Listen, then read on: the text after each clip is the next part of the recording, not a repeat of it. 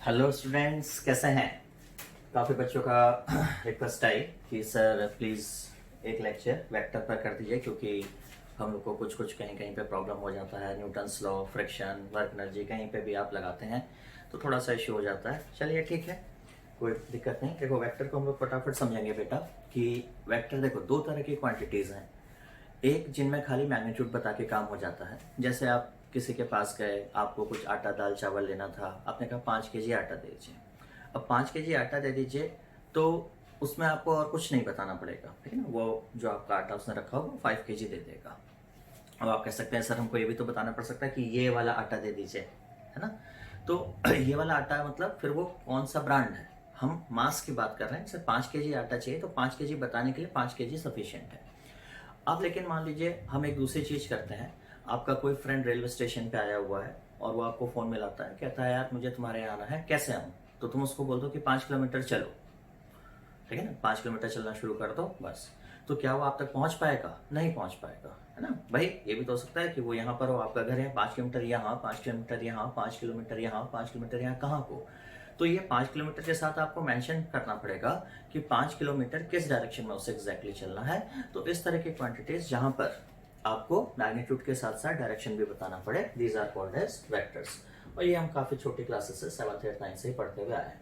तो अगर हम डेफिनेशन वाइज देखें तो थोड़ा सा जब हम फिजिक्स या साइंस में आएंगे तो वेक्टर को और थोड़ा सा एलोबरेट कर देते हैं। तो vector is a quantity which has magnitude plus it has a specified direction, मतलब ऐसा डायरेक्शन जिसे बताने की जरूरत हो, plus it should follow a special triangle law of vector addition. क्या होता है अभी हम देखेंगे। And third, the addition must be commutative, ठीक है ना। What is commutative addition? Commutative addition is कि vector a plus b should be equal to b plus a, ठीक है। Then coming to the representation, कोई भी वेक्टर एक line से ड्रॉ हो जाता है, ये इसका मैग्नीट्यूड बता देगा और एक एरो लगा देंगे किसके लिए? डायरेक्शन के लिए, ठीक है ना। तो दो चीजें हो जाएंगी, जो लेंथ है वो बता देगी मैग्नीट्यूड और जो एरो है वो बता देगा डायरेक्शन, ठीक है ना। अब जब भी आप वेक्टर ड्रॉ करेंगे तो आपके पास एक कोऑर्डिनेट सिस्टम होना चाहिए जहाँ के रेफरेंस में आप, क्योंकि डिस्टेंस मेजर करनी है। तो अब आपने अगर स्पेस में इस तरह से एक वेक्टर खड़ा कर दिया ये, तो आप क्या कर सकते हैं, यहां से इसका पोजीशन कोऑर्डिनेट नाप सकते हैं इनिशियल, ठीक है ना। और ये वाला आपका हो जाएगा पोजीशन कोऑर्डिनेट फाइनल। तो ये जो है this is called as length of the vector और position vector of the vector. तो पोजीशन वेक्टर हो जाएगा R final minus R initial, ठीक है। तो ये लेंथ माइनस ये लेंथ, ठीक है। और एरो आपने लगा दिया कि डायरेक्शन के साथ है। अब देखिए होता क्या है, जहां पे आपका 1D मोशन होगा या चीजें एक डायरेक्शन में हो रही होंगी, वहां पे आपका डायरेक्शन उतना इंपॉर्टेंट नहीं है। सिर्फ राइट और लेफ्ट चीजें हो रही हैं। तो राइट और लेफ्ट हो रही है तो आप राइट को प्लस बोल सकते हैं, लेफ्ट को माइनस बोल सकते हैं, आपके डायरेक्शन का काम निकल आएगा। रियल वेक्टर का यूज तब आपको समझ में आएगा जब चीजें राइट लेफ्ट या दो परपेंडिकुलर एक्सिस में इंडिपेंडेंट मोशन कर रही होंगी। जैसे अब कोई चीज ऐसे भी जा रही है और ऐसे भी जा रही है, यानी कि इस तरह से चल रही है। तो अगर आप इसको प्लस और इसको माइनस कह रहे हैं तो सवाल यह है कि ऊपर वाले को आप क्या बोलोगे।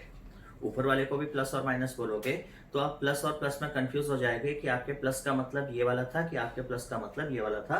तो एग्जैक्टली वेक्टर का यूज हमको तब समझ में आता है जब हम 1D मोशन से 2D मोशन की ओर जाते हैं, ठीक है ना। फटाफट कुछ प्रॉपर्टीज देख लेते हैं वेक्टर्स की। सबसे पहला तो किसी भी वेक्टर को आप, जैसे ये वेक्टर है, ठीक है ना, तो आप ये समझिए इस वेक्टर की लंबाई मान लीजिए कुछ थी 5 यूनिट्स। अब इस वेक्टर को उठा के आप यहां पे रख लीजिए, डायरेक्शन वही रहा। सपोज ये ईस्ट डायरेक्शन था, इस वेक्टर को उठा के आपने यहां रख दिया। अगर ये ईस्ट था तो ये भी ईस्ट है और लंबाई आपने सेम रखी। यानी कि किसी भी वेक्टर को आप पैरेलली डिस्प्लेस कर दीजिए, इसको उठा के बाहर रख दीजिए, तो किसी भी वेक्टर को आप पैरेलली डिस्प्लेस कर देंगे तो वो वेक्टर चेंज नहीं होगा। So vector remains unchanged if it is shifted parallel to itself और if it is displaced parallel to itself, ठीक है ना। दूसरा जो सबसे बड़ा कंफ्यूजन आता है बेटा, वो आता है किसको लेके? एंगल को लेके। जैसे आपको बोलेगा ये इन दो वेक्टर्स के बीच का एंगल कितना है, तो आपने बोला 60 डिग्री। अब आपको बोला कि इन दो वेक्टर्स के बीच का एंगल कितना है, ठीक है ना। तो जो एंगल दे रखा है जरूरी नहीं कि वही एंगल हो, तो दो वेक्टर्स के बीच का एंगल क्या होता है, it is the angle between two vectors, but the vector should be aligned इधर टेल टू टेल, टेल माने पीछे वाला हिस्सा, और ये तीर वाला हिस्सा इज कॉल्ड एज हेड, है ना। तो this is called as head and this portion is called as tail. So either the both vectors should be aligned tail to tail और head to head. तो यहाँ पर तो ओके था, यहाँ पे it was okay, tail to tail arrange था. अब यहाँ क्या हो रहा है, यहाँ head और tail है, तो आपको क्या करना पड़ेगा, रूल नंबर 1 यूज करना है. या तो इसको खिसका के आगे ले आइए, ये now the angle will be 120 degree. और आप ये भी कर सकते हो कि इसको खिसका के पीछे ले आओ, इस वाले वेक्टर को खिसका के पीछे ले आओ, तो ये हेड टू हेड अरेंज हो जाएंगे. अगर इसको आगे ले आओगे तो टेल टू टेल अरेंज हो जाएंगे. But in any case the angle between two vectors will be the smaller angle between them when they are aligned head to head or tail to tail. ये point सबसे important है, यहाँ पे कोई गड़बड़ नहीं होनी चाहिए, ठीक है ना. नाउ अब सवाल आया कि वेक्टर किस केस में चेंज हो सकता है या किस केस में चेंज नहीं होगा, ठीक है ना. तो आप ऐसे समझो, अगर आप वेक्टर को ही घुमा दोगे, अगर आपका ये कोऑर्डिनेट सिस्टम है, ठीक है ना, और आप एक वेक्टर को ड्रॉ किए हुए हो ये, और अब आप इस वेक्टर को रोटेट कर रहे हो, तो जाहिर सी बात है ये जो वेक्टर है इसका डायरेक्शन लगातार चेंज होता जा रहा है कि नहीं. तो रोटेट करने पे वेक्टर चेंज हो जाएगा, बशर्ते जो एंगल है वो 360 ना हो. 360 का मतलब बेटा एक्चुअली घूम के वो वहीं पर आ गया. बाकी और किसी भी एंगल पे चेंज करेंगे तो उसका मैग्नीट्यूड तो सेम रहेगा, बट उसका डायरेक्शन लगातार चेंज होता रहेगा, ठीक है ना. बट अगर हम वेक्टर की बजाय, सपोज ये हमारा वेक्टर है, ठीक है ना, और इसके बजाय जो हमारा कोऑर्डिनेट सिस्टम है या जो हमारा फ्रेम ऑफ रेफरेंस है, जैसे ये हमारा एक्स और वाई एक्सिस थी, ठीक है. तो अगर हम वेक्टर की बजाय इस एक्स और वाई एक्सिस को रोटेट कर दें, तो सवाल ये है क्या तब भी वेक्टर चेंज होगा. तो सपोज ये अब नई एक्स एक्सिस, तो इसी के साथ साथ ये वाई एक्सिस हो जाएगी. तो आप देखोगे इसको तो हमने टच ही नहीं किया. इसका मतलब a vector is not change when frame of reference is moved, ठीक है ना. हाँ, क्या हो जाएगा, उसके कंपोनेंट अभी हम आगे चल के देखेंगे. फ्रेम ऑफ रेफरेंस रोटेट करेंगे तो वेक्टर नहीं चेंज होगा, vector will not change, but उसके जो कंपोनेंट्स होंगे,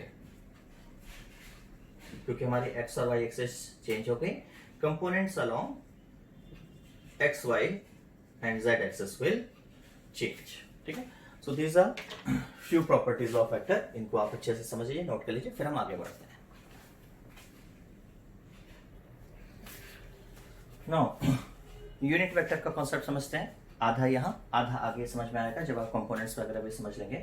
तो यूनिट वेक्टर माने किसी भी वेक्टर को आपने बोला उसमें मैग्नीट्यूड है और डायरेक्शन है, तो यूनिट वेक्टर को आप लिख सकते हैं वेक्टर का मैग्नीट्यूड मल्टीप्लाइड बाय डायरेक्शन. तो डायरेक्शन रिप्रेजेंट करने के लिए हम एक सिंबल यूज कर लेते हैं, ए के ऊपर एक टोपी यानी कि कैप लगा लेते हैं, ठीक है ना. हेड कह लीजिए, कैप कह लीजिए, तो ये आपको डायरेक्शन बता देगा. और यूनिट वेक्टर ए हो जाएगा vector A divided by magnitude of A. अभी जब हम कंपोनेंट सीखेंगे तब आपको समझ में आएगा कि ये वेक्टर ए का मैग्नीट्यूड कैसे निकालना है. अभी के लिए हम ये देखते हैं कि if we have 3 independent mutually perpendicular axis X Y and Z, तो unit vector along X axis, कोई एक्स को जा रहा है तो अब से हम उसका सिंबल, जैसे ये अभी तक हमारे लिए प्लस था, ये भी प्लस था, ये भी प्लस था, तो इस वाले को हम नाम दे देंगे आई. कोई वाई एक्सिस में चलेगा तो नाम दे देंगे जे, और कोई जेड एक्सिस में चलेगा तो उसको नाम दे देंगे के. अब सवाल आता है कंपोनेंट ऑफ अ वेक्टर. पहले समझिए कंपोनेंट ऑफ वेक्टर से हमारा मतलब क्या है. एक पार्टिकल इस तरह से ओब्लिकली चला, हमसे कोई पूछता है कि एक्स एक्सिस में कितना आगे निकल गया, तो just we will drop a perpendicular from here. तो ये जो डिस्टेंस आई, इसको आप बोल देते हैं कि ये वेक्टर ए का एक्स कंपोनेंट है. इसे आप कंपोनेंट कह लीजिए, चाहे इसे आप प्रोजेक्शन कह लीजिए. प्रोजेक्शन माने शेडो, मतलब अगर कोई यहाँ से टॉर्च जलाता तो ये एक्स एक्सिस पे इतनी ही परछाई बनाता. इसी तरह से ये वाला जो पार्ट आता, या इसके सामने आप इसको खड़ा कर दीजिए, ये, ठीक है ना, तो ये क्या हो जाता, वाई कंपोनेंट. हमेशा ध्यान रखेंगे जहां से भी एंगल थीटा बनेगा, सपोज ये ओ है, ठीक है ना, इसको आप पी कर लीजिए, इसको आप क्यू कर लीजिए, तो ओपी आपका क्या हो जाएगा, वेक्टर ए का एक्स कंपोनेंट. जो कि हो जाएगा a cos थीटा और पी क्यू, या इसको आप क्यू डैश कर लीजिए, इसको क्यू कर लेते हैं, इसको क्यू डैश कर लेते हैं, ओ क्यू बराबर पी क्यू डैश, ये आपका हो जाएगा वेक्टर ए का y कंपोनेंट यानी कि a sin थीटा।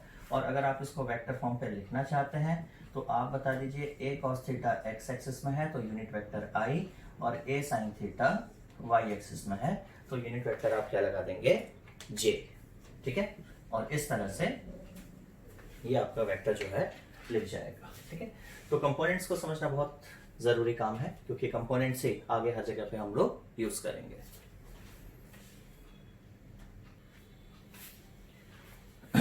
नाउ इस तरह के कंपोनेंट जो परपेंडिकुलर ड्रॉप करके बनाए जाएंगे they will be called as rectangular component. और सबसे इंपॉर्टेंट चीज ध्यान रखनी है, rectangular component of a vector in perpendicular direction is always zero. Mean अगर कोई वेक्टर y एक्सिस में है तो फिर उसका x एक्सिस और z एक्सिस का कंपोनेंट जीरो हो जाएगा। कॉमन सेंस भी है, अगर हम सिर्फ x एक्सिस पे चलेंगे तो हम y और z पे नहीं चल सकते, अगर हम y पे चल रहे हैं तो x और z पे नहीं चल सकते। अब यहाँ से आप देखिए ये रिजल्टेंट वेक्टर है, मतलब जो नेट वेक्टर है, ये इसका x कंपोनेंट है, ये y कंपोनेंट है। क्योंकि ये परपेंडिकुलरली रेक्टेंगुलर कंपोनेंट्स 90 डिग्री पे ड्रॉ किए गए हैं तो पाइथागोरस थ्योरम लग जाएगी। तो वेक्टर a का जो मैग्नीट्यूड है वो हो जाएगा under root ax square plus ay square, और ये जो एंगल है ये हो जाएगा tan थीटा बराबर ay अपॉन ax। अब इसको अगर आप 3D में ले जाना चाहते हैं तो 3D में भी आप इसी तरह से समझ सकते हैं। बस 3D में क्या होता है, बोर्ड से ज्यादा आपको ओपन स्पेस में समझ में आएगा, जैसे ये है। ठीक है ना, इस तरह से क्यूबिकल बॉक्स है, समझिए।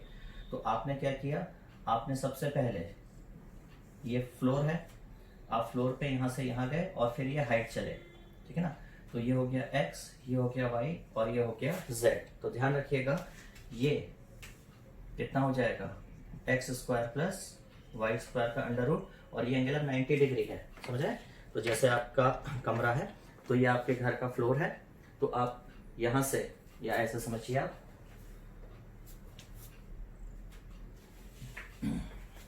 ये आपके घर का फ्लोर है, तो ये x था, ये y था, तो आप ये जो चले ये कितना हो गया x square plus y square, और ये आपके कमरे की छत है। तो आप यहाँ से यहाँ जो चल रहे हैं basically x square plus y square under root, और फिर ये z कवर कर रहे हैं, तो फिर ये एक ट्राइंगल बन जाएगा परपेंडिकुलर। तो यहाँ से ये जो टोटल वेक्टर आपका आएगा ये हो जाएगा under root x square plus y square plus z square. तो 3D में अगर आप चलते हैं तो a का कंपोनेंट हो जाएगा axi plus ayj plus azk, और a का मैग्नीट्यूड हो जाएगा under root ax square plus ay square plus az square. ठीक है,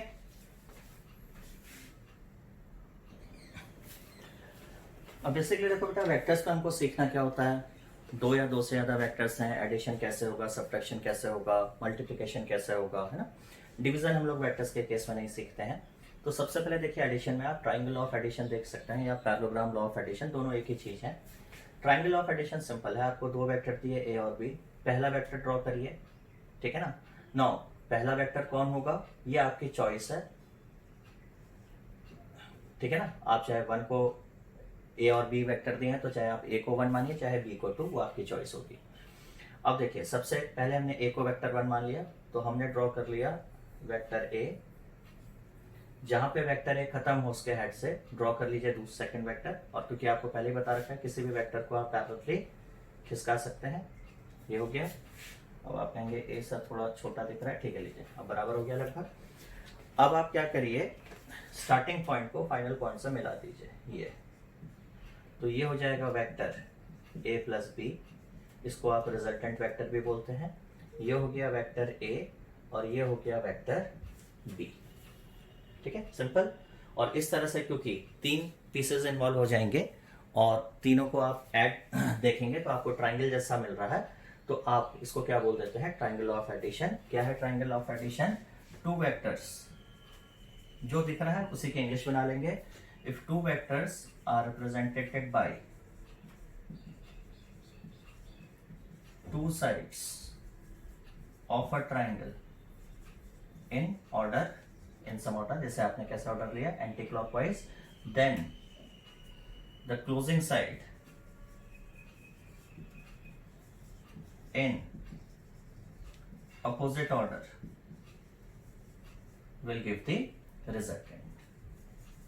तो हमने कुछ किया नहीं, इसको देखा, जिस लैंग्वेज में हम समझ सकते थे, हिंदी, कन्नड़, तेलुगु, उसमें हमने समझने की कोशिश करी कि ए और बी दो वेक्टर्स को ट्राइंगल के दो साइड से रिप्रेजेंट कर लीजिए किसी भी ऑर्डर में, तो जो थर्ड साइड है अगर आप उसे अपोजिट ऑर्डर में ले जाएंगे तो आपको क्या बता देगी रिजल्ट। क्योंकि हम लोग का मैक्सिमम कोर्स इंग्लिश में है तो हमने कुछ नहीं किया, जो हमको दिख रहा था उसको हमने इंग्लिश में बना दिया। अब यहीं से आप क्या कर सकते हैं, जैसे ये वेक्टर ए था और ये वेक्टर बी था and this was our resultant R. हम क्या कर सकते हैं बेटा, हम यहां से इसको एक्सटेंड करके एक परपेंडिकुलर ड्रॉप कर लेते हैं, ठीक है ना। तो ये वाला जो एंगल है ये ए और बी के बीच का एंगल हो जाएगा। ये देखिए ए और बी के बीच का एंगल क्या बताया था, दो वेक्टर्स के बीच का angle tail to tail theta. ये है बी और ये है ए, ठीक है ना। तो ट्रिग्नोमेट्री के हिसाब से ये कितना हो जाएगा, बी साइन थीटा, और ये कितना हो जाएगा, बी कॉस थीटा। और सपोज जो रिजल्टेंट है वो ए से कितना एंगल बना रहा है, अल्फा। तो आप देखिए आर का जो मैग्नीट्यूड है वो आपको क्या मिल जाएगा, perpendicular square plus base square, यानी कि under root B sine theta square plus A plus B cos theta square. और ये फॉर्मूला हम सब काफी पहले से सुनते आए हैं कि जो आर का मैग्नीट्यूड है वो हो जाएगा A square plus B square plus 2ab cos theta. ध्यान रखना है थीटा किसके बीच का एंगल है, theta is the angle between vector A and vector B. और अगर आप tan अल्फा निकालना चाहते हैं, ठीक है ना, angle R is making with A, तो ये हो जाएगा B sine theta upon A plus B cos theta, ठीक है ना। तो ये सबसे बेसिक फॉर्मूला है और सबसे ज्यादा यूज होने वाले फॉर्मूलों में से एक फॉर्मूला होगा। हर जगह आप यूज करेंगे, यहाँ भी न्यूटन्स लॉ में, इवन आप वेव चैप्टर में यूज करते हैं, जब आप इंटरफेरेंस पढ़ेंगे वहाँ यूज करेंगे, कहीं पे भी इलेक्ट्रोस्टैटिक में इलेक्ट्रिक फील्ड का एंगल निकालना होगा, डाइपोल पढ़ेंगे। मतलब सबसे बेसिक फॉर्मूला है जो आप नहीं तो कम से कम मुझे लगता है 10-12 चैप्टर्स में आप लोग इसको यूज कर सकते हैं। पैरेललोग्राम लॉ ऑफ एडिशन, बेटा देखो मेरे हिसाब से तो parallelogram of law of addition कुछ नई चीज होती ही नहीं है। आपने ए वेक्टर ड्रॉ किया, बी वेक्टर ड्रॉ किया, ये आपका हो गया vector A plus vector B. अगर इसके बजाय यहाँ से आप पहले बी वेक्टर ड्रॉ कर देते और बी वेक्टर से ए वेक्टर ड्रॉ करते तो ये आपका आ जाता vector B plus vector A. तो दो चीजें यहाँ से समझो, एक तो ये क्लियर हो गया कि जो वेक्टर में एडिशन है that is independent of order, यानी कि आप चाहे ए में बी जोड़िए चाहे बी में ए जोड़िए, बात एक ही है। और जब आप इस तरह से ए और बी को एक ही पॉइंट से बना देंगे और इसको आगे पैरेलल कंटिन्यू कर लें तो ये देखिए एक पैरेललोग्राम जैसा बन गया। तो जो डायगोनल ऑफ द पैरेललोग्राम है वो आपको क्या बता देगा, रिजल्टेंट। अब आपको ये समझिए कि आपको लोकल अपनी जो हिंदी या जो आपको इंग्लिश मिक्स लैंग्वेज है उसमें क्या समझ में आ रहा है कि दो वेक्टर्स को हम एक पॉइंट से अरेंज करते हैं, two sides are represented by two vectors are represented by two sides of a parallelogram, then the diagonal starting from the meeting point will give the resultant, ठीक है। तो एक ही चीज है, चाहे आप उसको ट्राइंगल के फॉर्म से देखिए चाहे आप उसको देखिए किसके फॉर्म से, पैरेललोग्राम के फॉर्म से। मैं हमेशा ट्राइंगल ऑफ एडिशन के नाम से ही यूज करता हूँ, इसलिए उसमें कोई इशू नहीं। हो सकता है कोई दूसरी बुक या कोई दूसरा ऑथर हो वो पैरेललोग्राम लॉ ऑफ एडिशन से यूज करना चाहे, उसमें हमको कोई इशू नहीं होना चाहिए, ठीक है।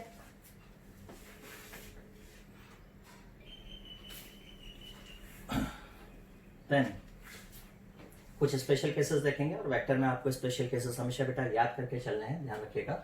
अगर दो वेक्टर का मैग्नीट्यूड सेम हो जाता है, या तो आप डायग्राम से भी देख सकते हो, जब सेम होगा तो आप ज्योमेट्रिकली कंस्ट्रक्ट कर सकते हो, बट क्योंकि हम लोग ज्योमेट्रिकल कंस्ट्रक्शंस को अवॉइड कर रहे हैं तो आप मैथमेटिकली देख सकते हैं tan alpha is a sin theta upon a plus a cos theta. सही क्या था, tan अल्फा a और b के बीच का angle was b sin theta upon a plus b cos theta. क्योंकि a और b सेम हो गए हैं तो a आपने कर लिया, ऊपर आ गया a sin थीटा, नीचे आ गया a 1 प्लस cos थीटा।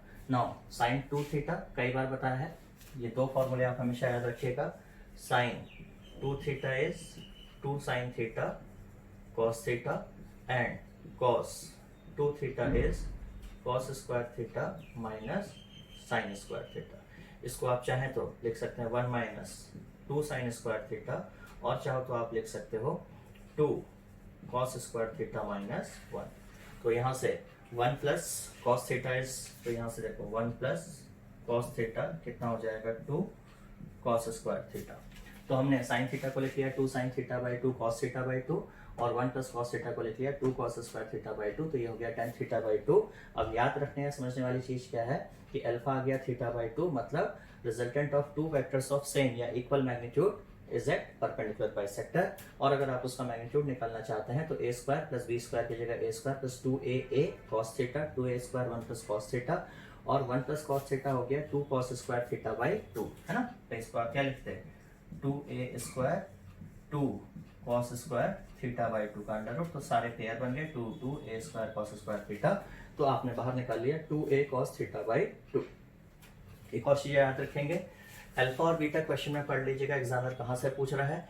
कई बार बच्चा ये फॉर्मूला याद तो कर लेता है, बट कहीं एग्जामिनर ने 10 बीटा ऊपर से पूछ लिया, तो जब 10 बीटा ऊपर से पूछ लेगा तो आपको कुछ नहीं करना है, आपको ए और बी को बदल देना है। यानी अगर आपका यहाँ से एंगल पूछ रहा है तो बी की जगह ए साइन थीटा, ए की जगह बी और बी की जगह आपको ए कर देना है। ठीक है, इस पॉइंट को आप बड़े ध्यान से समझ लीजिएगा, क्योंकि यहाँ से आपका आता हुआ क्वेश्चन हो सकता है गड़बड़ हो जाए।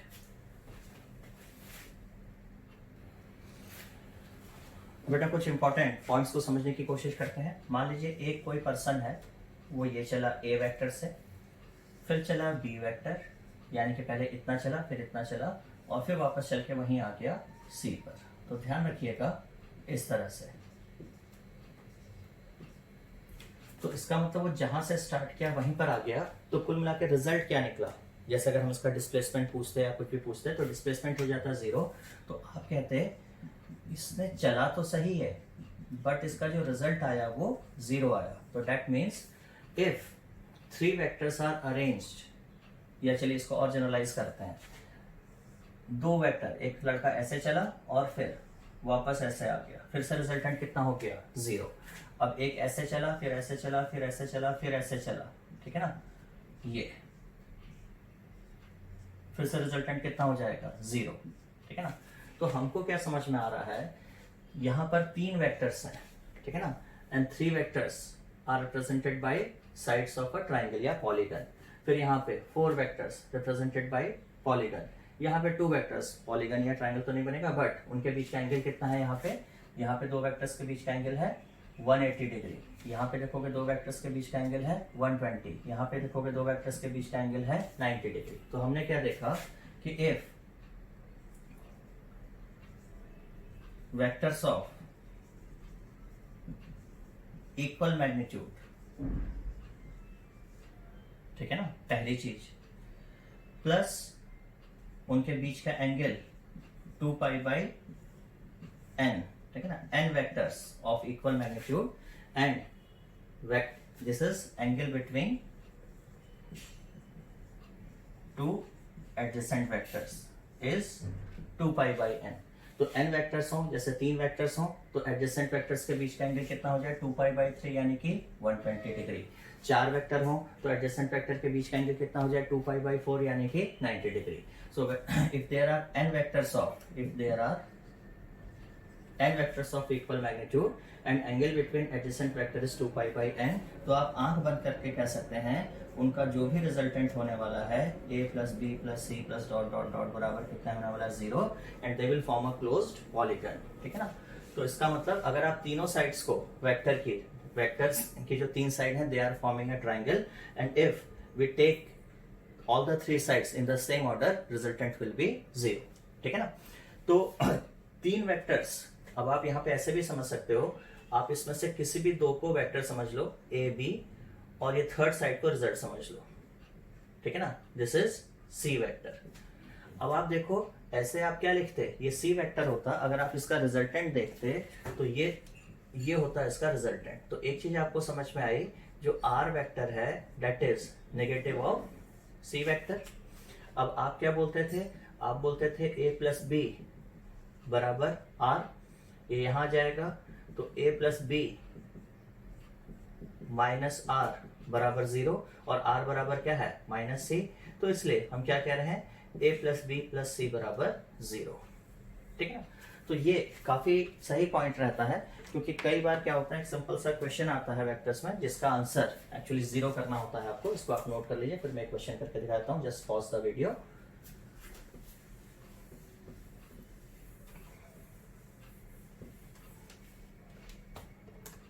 जैसे आपसे क्वेश्चन पूछ लेता है, मान लीजिए एक पेंटागन के ज्योमेट्रिकल सेंटर पे चार्ज क्यू रख दिया, ठीक है ना, या पेंटागन की 5 साइड पे चार्ज रख दिया क्यू क्यू क्यू क्यू, और आपसे इसके मिड पॉइंट पर पूछा इलेक्ट्रिक फील्ड कितना होगा, है ना। तो इलेक्ट्रिक फील्ड कितना होगा, तो इसका इलेक्ट्रिक फील्ड, इसका इलेक्ट्रिक फील्ड, इसका इलेक्ट्रिक फील्ड, इसका इलेक्ट्रिक फील्ड, इसका इलेक्ट्रिक फील्ड, ठीक है। अब आप कहेंगे सर यहाँ पे तो जो ट्राइंगल जैसा तो कुछ बन नहीं रहा है, पॉलीगन जैसा इसके वेक्टर्स तो नहीं बना रहे हैं। पहले तो आप ये समझिए यहाँ पे n वेक्टर्स हैं और किन्हीं भी दो वेक्टर्स के बीच का जो एंगल है वो 2π/5 हो गया, है ना। तो एंगल इज 2π/5।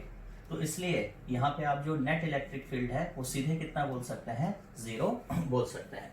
रही बात ये पॉलीगन नहीं बना रहे हैं तो इसको आप समझिए, देखो बेटा, अगर 3 वेक्टर्स आपको ऐसे मिलते हुए दिख रहे हैं, ठीक है ना, अभी आप कह रहे हो कि ट्राइंगल नहीं बना रहे हैं, लेकिन आप क्या करो, इस वेक्टर को आगे ले आओ, ठीक है ना, और इस वेक्टर को खिसका के यहां ले आओ,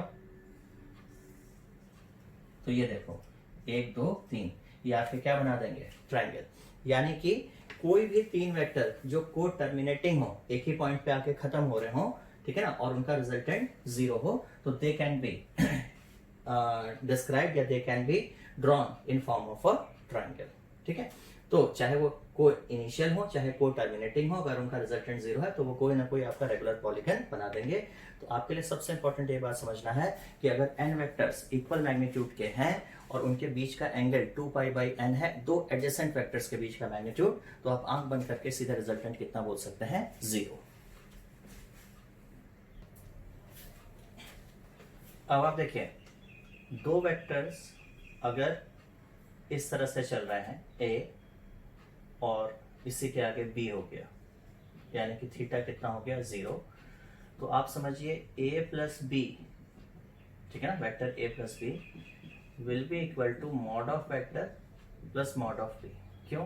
क्योंकि रिजल्टेंट यानी a प्लस बी का जो मैग्नीट्यूड होता है वो आपका हो जाएगा a² plus b² plus 2ab cos 0, ठीक है ना। तो ये हो जाएगा a प्लस बी। मैग्नीट्यूड के लिए हम उसका मॉड ले लेते हैं। लेकिन अगर यही दो वेक्टर्स ठीक एग्जैक्टली अपोजिट डायरेक्शन में होते तो आपका जो a प्लस बी का रिजल्टेंट है एक्चुअली वो हो गया होता mod a minus mod b, और फिर मॉड लगा ले रहे हैं कि हमको नहीं पता कौन सा बड़ा छोटा है, ठीक है ना। तो कुल मिला के हमको ये बात समझ में आती है कि जो दो वेक्टर्स हैं उनका जो रिजल्टेंट होगा वो mod a minus mod b और mod a plus mod b इसी रेंज में रहेगा, ठीक है ना। इसको आप ट्राइंगल की प्रॉपर्टी से भी समझ सकते हैं। ट्राइंगल के किसी भी दो साइड का सम a प्लस बी हमेशा थर्ड साइड से ज़्यादा रहेगा और किन्हीं भी दो साइड का डिफरेंस हमेशा थर्ड साइड से कम रहेगा। तो आपका जो थर्ड साइड होगी हमेशा a माइनस बी के मैग्नीट्यूड से बड़ी होनी है और a प्लस बी से छोटी होनी है। वही चीज़ यहाँ पे वेक्टर पे भी लागू होगी, ठीक है ना। तो अक्सर बच्चा क्या गड़बड़ करता है, वो सोचता है कि अगर वेक्टर a 7 है और वेक्टर b 5 है और कोई आपसे बोले क्या रिजल्टेंट 3 हो सकता है, तो बच्चा सोचता है कि अरे 7 और 5 से कम कैसा हो जाएगा। बिल्कुल हो सकता है 7 और 3, क्योंकि बेटा आपको ये समझना पड़ेगा कि ये भी तो हो सकता है कि जो 7 और 5 हैं, जो वेक्टर 7 और 5 है वो इस तरह से अरेंज हो। तो ये देखिए जो आपका रिजल्टेंट है 7 और 5 इनसे छोटा हो जाएगा। इनफैक्ट जो रिजल्टेंट वेरी करता है 7 माइनस 5 यानी कि 2 से लेकर 7 प्लस 5 12 तक की रेंज का रहेगा। 7 और 5 अगर दो वेक्टर्स हैं तो इनका resultant can not be less than 2, magnitude of the resultant can not be less than 2 and magnitude of the resultant can not be greater then 12। ये चीज आपको समझनी है, ठीक है ना। तो a प्लस बी से ज्यादा नहीं होगा और mod a minus mod b से कम नहीं होगा। इन्हीं की रेंज में हमेशा आपका जो रिजल्टेंट है वो फ्लोट करेगा। तो आपको क्या करेगा, रैंडमली कोई कॉम्बिनेशन देगा, जैसे 5, 10 और 12। आपसे पूछेगा क्या इन तीन वेक्टर्स का रिजल्टेंट 0 हो सकता है, तो आप कोई भी दो पिक कर लीजिए जो आपका मन करे। जैसे मैंने 5 और 12 पिक कर लिए और इनको ऐड कर लीजिए 17 और इनको सब्ट्रैक्ट कर लीजिए 12 माइनस 5 7 तो जो वेक्टर का जो रिजल्टेंट होगा वो 7 to 17 रहेगा और 10 इसके बीच में आ रहा है, देन इट इज ओके। अभी आपसे बोलता 5, 12 और 22, क्या ये इन तीन वेक्टर्स का रिजल्टेंट 0 हो सकता है? तो आप कोई भी दो पिक कर लीजिए, जैसे 5 और 12, तो 12 माइनस 5 7 और फिर से 17, इस बार 22 बाहर जा रहा है, तो इसमें जो रिजल्टेंट है वो 0 नहीं हो सकता। ठीक है ना, बहुत ही सिंपल सा क्वेश्चन आता है, बट अगर आ गया तो आपके लिए बेनिफिट रहेगा। नाउ एक और क्वेश्चन जो कई बार पूछा जाता है, दो वेक्टर्स हैं ए और बी। अब देखिए, अगर ए का मैग्नीट्यूड बड़ा होगा तो रिजल्टेंट ए की ओर झुका हुआ होगा, यानी कि ए से वो कम एंगल बना रहा होगा। तो 3 पॉइंट्स नोट कर लेंगे। If magnitude of A is greater than B, then beta will be greater than alpha. If B is greater than A, then alpha will be greater than beta. और अगर दोनों बराबर होंगे तो ऑलरेडी हमने देखा था बाइसेक्टर पे आ गया। वन मोर थिंग जो आपको बहुत काम करेगी, खासतौर पे न्यूटन्स लॉ में जब आप इक्विलिब्रियम या इक्विटी वाली प्रॉब्लम डील करेंगे, तो वहां पे ध्यान रखिएगा, अगर आपके पास 3 वेक्टर्स हैं और तीनों का रिजल्टेंट 0 है, यहाँ पे अक्सर इनको आप फोर्स समझ लीजिए, 3 forces are acting at a point and resultant in 0, that means body is in equilibrium. तो वहां पर आप इस तरह से यूज कर सकते हैं। बेसिकली एक ट्रिग्नोमेट्री का पार्ट है जहां पे आप लॉ ऑफ साइन यूज करते हैं।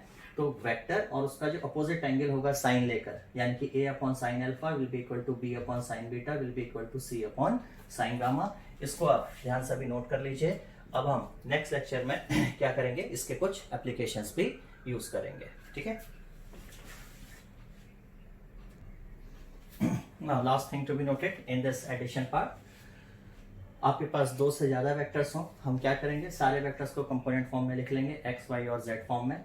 सारे एक्स कंपोनेंट एक साथ ऐड हो जाएंगे, सारे वाई कंपोनेंट एक साथ ऐड हो जाएंगे, सारे जेड कंपोनेंट एक साथ ऐड हो जाएंगे, और उसके बाद फटाफट जैसे हम अपना काम करते हैं, रिजल्टेंट हो जाएगा sigma x square plus sigma y square plus sigma z square. ठीक है ना। अगर आप 2D में हैं तो आप सिर्फ एक्स और वाई कंपोनेंट ले लीजिए, तो आपका जो रिजल्टेंट वेक्टर है वो हो जाएगा ए का एक्स कंपोनेंट, बी का एक्स कंपोनेंट आई, प्लस ए का वाई कंपोनेंट, बी का वाई कंपोनेंट जे, और ये कुछ आ गया मान लीजिए सिग्मा एक्स, और ये आ गया जोड़ के सिग्मा वाई। तो आपका जो रिजल्टेंट होगा वो एक्स कंपोनेंट का स्क्वायर प्लस वाई कंपोनेंट जो नेट आ रहा है उसका स्क्वायर, और आप अंडर रूट कर सकते हैं। ठीक है ना। सो अब यहाँ तक हमने देखा general properties of vector, addition of 2 और मोर देन 2 वेक्टर्स। इसके बाद चीजें हमारे लिए सिंपल हो जानी है। सब्ट्रैक्शन हम तुरंत देख लेंगे, क्योंकि सब्ट्रैक्शन का हमारा फंडा बहुत ही सिंपल सा होगा बेटा। सब्ट्रैक्शन को हम सब्ट्रैक्शन की तरह देखेंगे ही नहीं, ये सब्ट्रैक्शन है। आप ए में एडिशन कर दीजिए माइनस बी का, तो वही क्या कहलाएगा, सब्ट्रैक्शन। ठीक है ना। और प्रोडक्ट में नो डाउट हमको दो चीजें देखनी होंगी, एक डॉट प्रोडक्ट और एक वेक्टर प्रोडक्ट। ठीक है ना। सो पहले आप इतना देख लीजिए, और इसके बाद नेक्स्ट लेक्चर में हम लोग कवर करते हैं द सब्ट्रैक्शन पार्ट छोटा सा, and the dot product and vector product. ठीक है। So okay, let's meet in next lecture.